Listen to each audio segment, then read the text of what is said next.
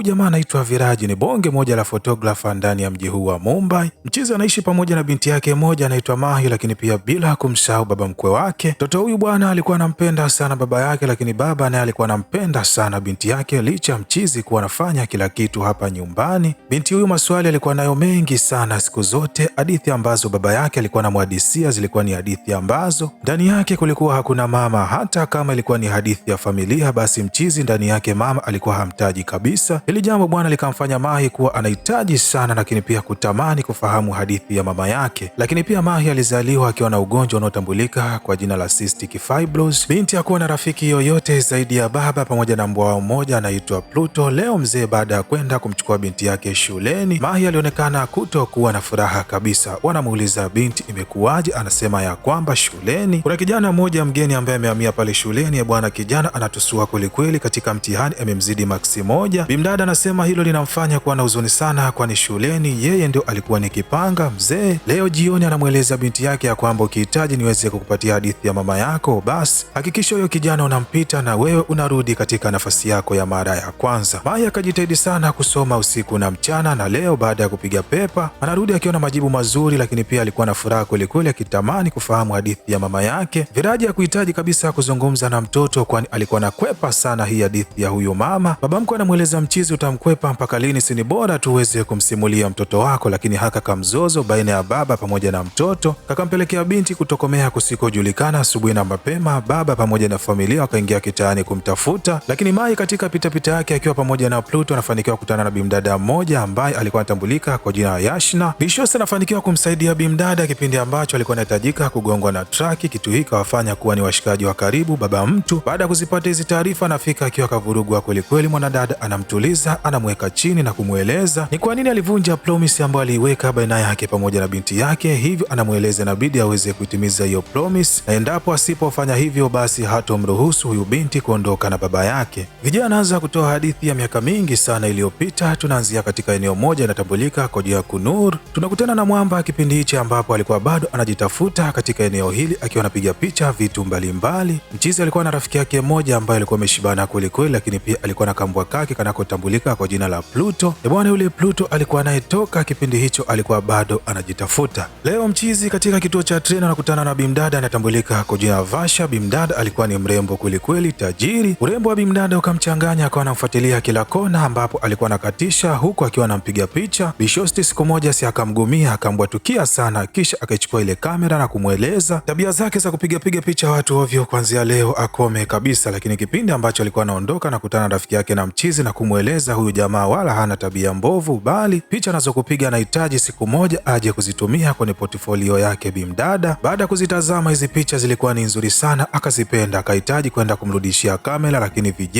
akamweleza bimdada anampenda. Bishosti alimaindi sana, akaondoka ndani ya hili eneo pamoja na kamera. Lakini mwamba kipindi ambacho alikuwa na discuss na rafiki yake watamwambiaje bosi kuhusu zile picha ambazo alikuwa amezipiga, kwani kamera walikuwa hawana. Ghafla anafika bimdada, kumbe huyu bosi bwana alikuwa ni anko wake na bimdada. Bishosti lengo la kufika hapa alikuwa anahitaji kuweza kuziprint hizi picha. Anko anamuita VJ na kumpatia hii kazi kipindi ambacho alikuwa ameenda kuziprint. Stori zikawa ni nyingi za hapa na pale. Bimdada anamweleza mchizi yeye katika maisha yake haamini kitu kinachoitwa mapenzi. VJ akamweleza haina haja hata ya kuamini mapenzi, kwani tuna uwezo tu wa kuwa marafiki wa karibu. Stori za hapa na pale zikampelekea mwanadada pamoja na mchizi kuunda urafiki wa karibu, na hatimaye Bishosti akaanza kuvutiwa sana na mchizi wetu. Lakini bimdada bwana pia alikuwa na taaluma nzuri sana ya kuweza kuimba mziki, na ni kitu ambacho alikuwa nakipenda. Licha nyumbani kwao kuwa na majanga mengi, basi wanatumia mziki kama sehemu ya kuweza kupoteza mawazo. Bishosti kwao kulikuwa kuna maokoto ya kutosha, ukizingatia pia walikuwa wamezaliwa wawili tu, yani yeye pamoja na mdogo wake mwingine wa kike. Lakini pia bwana katika familia yao kwa sasa wazazi wao walikuwa wapo katika harakati za kuweza kupeana talaka. Hivyo bimdada ametoka kwenye familia ambayo licha wazazi wao kuwa na pesa, lakini walikuwa hawaelewani kabisa. Hili jambo limemfanya kuwa na akili ya kwamba hakuna ndoa inayoweza ikadumu moja kwa moja, lakini pia akaamini kabisa ya kwamba ndoa nyingi kwa nje watu wanaonekana wakiwa na furaha, lakini ndani ya ndoa ni majanga kupitia anga mazito. Hivyo bimdada katika maisha yake haamini kuwa na watoto, lakini pia haamini katika maisha ya ndoa yenye furaha na amani. Vijay ile wanamfuata Binshosti na kumweleza amemuuza mbwa wake na kununua kamera mpya. Hakika ana furaha kweli kweli, lakini mwanadada hiki kitu kikamkera sana mchizi na kumweleza anakuwaje mwanaume ambaye anakwepa majukumu. Swala alilolifanya linaonyesha kabisa baadaye huenda akaja kuikimbia ndoa yake. Kama amemuuza mbwa kwa sababu alikuwa hana uwezo wa kumtunza, je, endapo akifunga ndoa atakuwa na uwezo wa kumtunza? Dada anamweleza mchizi anaondoka na hata kuja kurudi tena ndani ya hili eneo. Binshosti kwa sasa alikuwa anaishi na mama yake katika mji wa Mumbai. Alikuwa na misi sana mshikaji, lakini kumpigia simu alikuwa anashindwa. Leo akiwa kitaani uso kwa uso anafanikiwa kumwona Pluto, lakini mbele yake pia akawepo mchizi wetu Vijay. Binshosti hakuzuia hisia zake, moja kwa moja akaenda kumkumbatia na kumpiga bonge moja la busu na kumwambia alikuwa amemisi sana. Lakini mama mtu baada ya kuliona ili tukio ikabidi amchukue mchizi pamoja na bimdada bwana akawapeleka kwenye bonge moja la hoteli, alafu akaagiza masotojo. Mama anamuuliza Vijay, unafanya kazi gani? Mimi ninapiga picha. Je, mshahara wako kwa mwezi ni kiasi gani?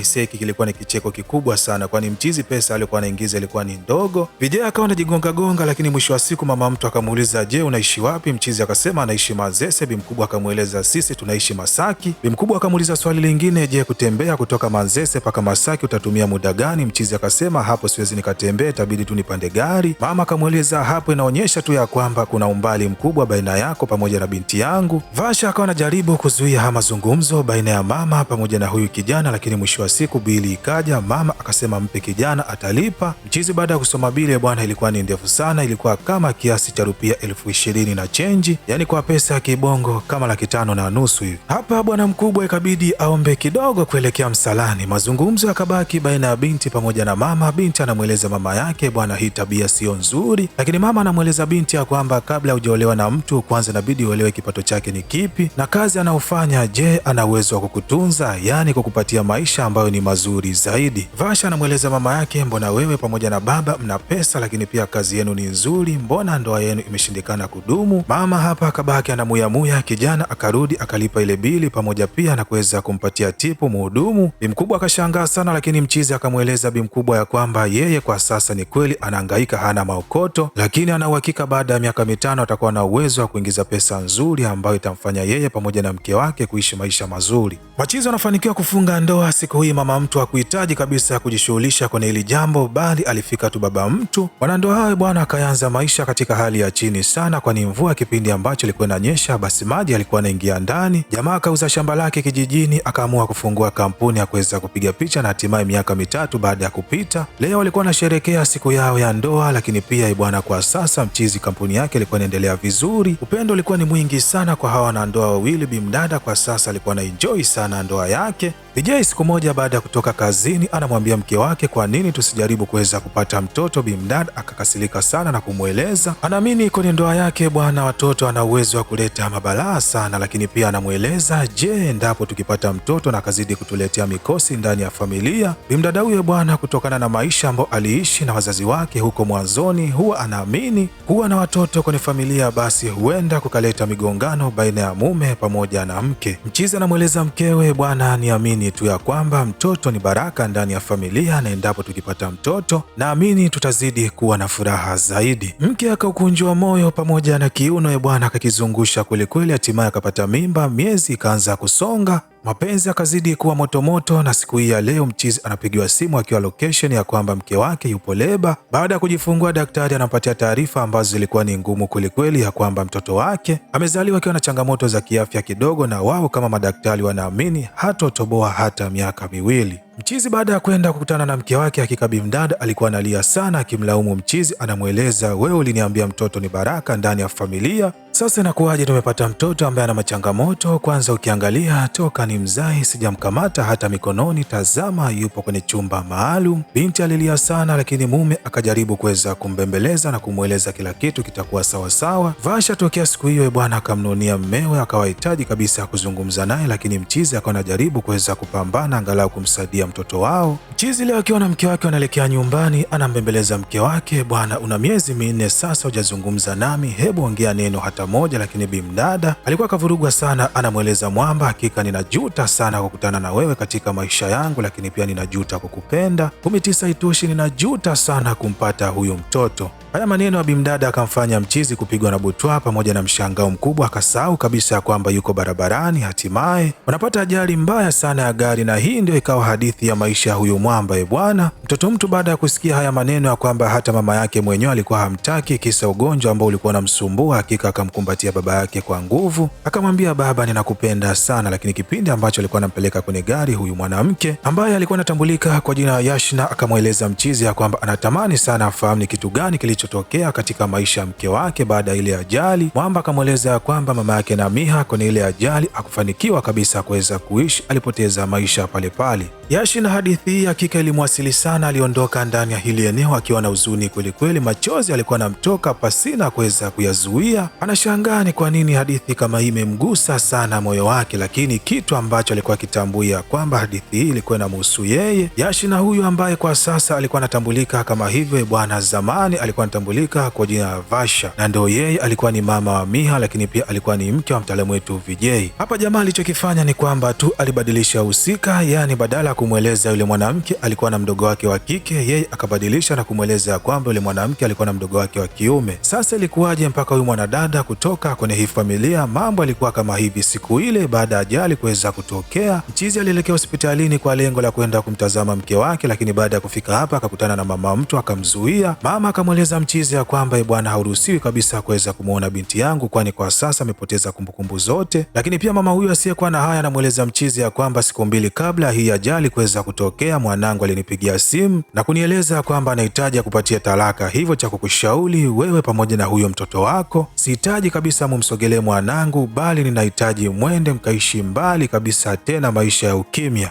Basi mchizi bwana toka siku hiyo akaamua kukaa mbali kabisa na maisha ya huyu mwanadada. Sasa leo alikuwa na mawazo kweli kweli, lakini cha kushangaza bwana, huyu mwanadada leo anakuja kugonga mlango ndani ya hili eneo. Hakika rafiki yake na mchizi baada ya kumfungulia alishangaa sana. Mchizi anamtoa ndichi na kumuuliza, hii address ya hili eneo umeipataje? Bishosi anamweleza, nimeipata baada ya kuelekea ofisini kwako, lakini stori za hapa na pale zikiwa zinaendelea upande wa nje. Miha anafika hapa na kuanza kupiga mastori pamoja na Yashna. Si unajua tena damu nzito kuliko maji. Watu hao wakawa wanaelewana sana. Yashna anamweleza mchizi kesho wakati wa jioni inabidi wakutane katika hoteli moja pamoja na bimdada Miha, kwani kuna bonge moja la surprise ambalo alikuwa akamwandalia. Vijana anamchomolea mwanadada na kumweleza Miha siku ya kesho na kazi nzito za shuleni, lakini Miha anamweleza baba yake kesho ni siku ya Jumapili. Vijay kakubali kishingo upande, na siku yake ilivyofuata bwana, yeye pamoja na mtoto wake bila kumsahau mchizi wake bwana akafunga safari kuelekea Goa. Lengo ni kumkwepa mwanadada. Hakika siku ya leo Yashna alichoma mahindi kwa kutumia tochi, kwani hakuna mtu aliyeweza kutokea. Miha anafanikiwa kuchukua simu ya rafiki yake na mtaalamu wetu Vijay na kuweza kumpigia mwanadada na kumweleza kwamba wao wapo Goa pamoja na baba yake. Miha bwana anafunga safari mpaka Goa. Kipindi ambacho mchizi alikuwa anaendelea na kazi zake za kuweza kupiga picha, ghafla anashangaa kuna watu ambao walikuwa wamekusanyika. Anasogea hapa bwana, anamkuta bimdada Yashna alishafika kitambo, tena alikuwa akamnunulia nguo bimdada Miha, kwani mtoto huyu siku hii ya leo alikuwa anakumbuka siku yake ya kuzaliwa. Sasa baba kwa kuwa alikuwa kasahau, Yashna naye alifahamu ya kwamba huyu jamaa atakuwa kasahau, hivyo akaamua kuweza kumsaidia. Mtoto alifurahi sana baada ya kugundua kwamba kwa mara ya kwanza baba yake amekumbuka siku yake ya kuzaliwa, lakini pia mchizi akamshukuru sana mwanadada kwa hiki ambacho alikuwa akakifanya. Yashna japokuwa alikuwepo hapa bwana, alikuwa na mchumba wake ambaye alikuwa anatambulika kwa jina Aravinda. Huyu jamaa alikuwa ni daktari, lakini pia kwao kulikuwa kuna maokoto kweli kweli, kwani kwa sasa alikuwa anajenga bonge moja la hospitali ndani ya huu mji, na mipango ilikuwa ni kwamba baada ya ndoa yake pamoja na bimdada alikuwa anahitajika kuweza kuondoka na kwenda kuishi Marekani. Hawa ndio watu ambao mama yake na Yashna alikuwa anawapenda, watu wenye maokoto. Bishosti kasahau kabisa ya kwamba yupo katika harakati zake za ndoa, kipindi ambacho vikao vya harusi vikiwa vinaendelea, familia mbili wakiwa wameketi chini wakidiskasi ili jambo litaendaje bwana. Upande wa pili kwa bimdada leo wakati wa jioni anamfuata tajiri na stori zikawa ni nyingi sana. Anamweleza mchizi ya kwamba hebu nieleze sura ya mkeo ikoje, lakini pia ninatamani angalau kuiona picha yake. Vijana anasema hana picha yoyote ya mke wake, lakini yeye anachokumbuka ni uzuri ambao mke wake alionao. Mke yule kabla ya kupoteza maisha, hakika alikuwa na macho mazuri sana, lakini pia sura yake ya urembo pamoja na tabasamu lake lenye kuvutia ambalo lilikuwa linanifanya nisahau shida zote duniani. Lakini pia kubwa kuliko, mke yule bwana alikuwa anapenda sana kuvaa sari nyeusi, hakika zilikuwa zinanimaliza kabisa.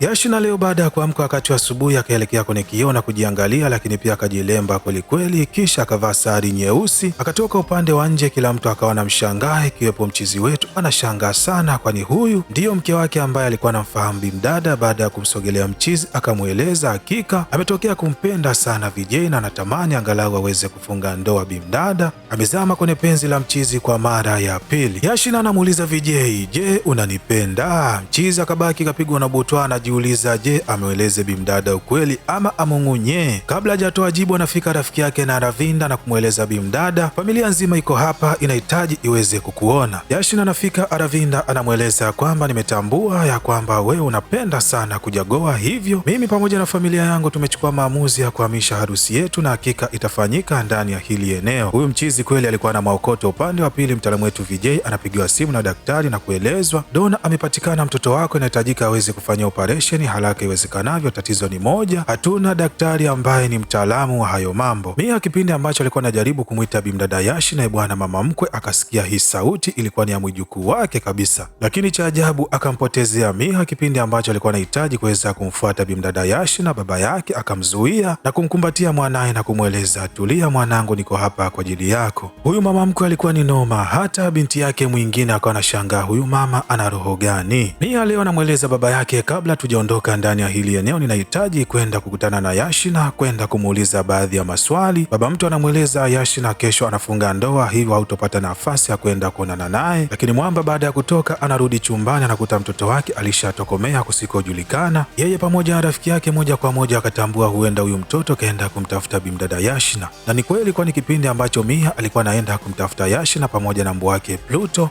uso kwa uso anakutana na mama mkwe, anamzuia rafiki yake na mchizi akawa anajaribu kumweleza mama ya kwamba mtoto huyo afahamu bado ya kwamba Yashina ni mama yake mzazi, hivyo asije akazungumza maneno mabaya. Lakini mama mkwe akaanza kulalamika na kusema ya kwamba amekuja hapa ili kuweza kuvuruga harusi ya mwanangu, hamfahamu ya kwamba mwanangu hamuhitaji kabisa huyu mtoto. Mia haya maneno aliyasikia yote, hakika aliumia sana. Upande wa pili kwa VJ akadakwa na rafiki zake na Aravanda akapelekwa Chobingo. Machizi wakamtembezea kichapo cha kutosha, lakini Aravanda akafika hapa na kuweza kuwazuia machizi na kuwaeleza waondoke, wamwache na mchizi aweze kuzungumza naye. Mwamba akamweleza, ninafahamu ya kwamba wewe pamoja na bimdada mlishawahi kuwa na ndoa, lakini kwa sasa ninakushauri siku ya leo ninafunga ndoa pamoja naye, hivyo usije kabisa ukamsogelea, kwani ukifanya hivyo tutakuwa na tatizo mimi na wewe. VJ akabaki na huzuni kubwa, kila sehemu alikuwa anapigwa mikwala, lakini mwanaye akafika hapa na kuweza kumkumbatia, anamweleza baba, hakika ninakupenda sana. Lakini Pluto akaenda kumkokota bimdada Yashina na kumleta sehemu ambapo alipokuwepo VJ. Bimdada huyu alipojaribu kumsogelea Miha, huyu mtoto alikuwa hana kabisa muda naye, kwani alishafahamu kweli mzima, na hata mchizi naye akaamua kumpotezea na kuondoka ndani ya hili eneo. Lakini wakiwa njiani, Miha akazidiwa, wakamchukua na kumpeleka hospitalini, kipindi ambacho mchizi alikuwa analia kwa uchungu akijiuliza mwanaye atapona ama la, kwani hata madaktari bingwa kumfanyia operation walikuwa bado hawajapatikana. Upande wa pili, mwanadada naye alikuwa anajiandaa kwenda kufunga ndoa pamoja na mchizi, lakini uso wake ulikuwa unaonyesha kabisa alikuwa na huzuni. Baba akafika hapa na kuanza kuzungumza na binti yake, lakini kipindi ambacho mabaluti alivyoweza kupigwa upande wa juu, bimdada ikampelekea kuweza kupata kumbukumbu za maisha yake ya nyuma. Moja kwa moja akakumbuka kila kitu, lakini baba akamweleza binti yake, bado na nafasi ya kwenda kupambania penzi lako. Bimdada leo anamfuata Aravanda na kumweleza kwamba anahitaji kwenda kwa mtaalamu wetu VJ.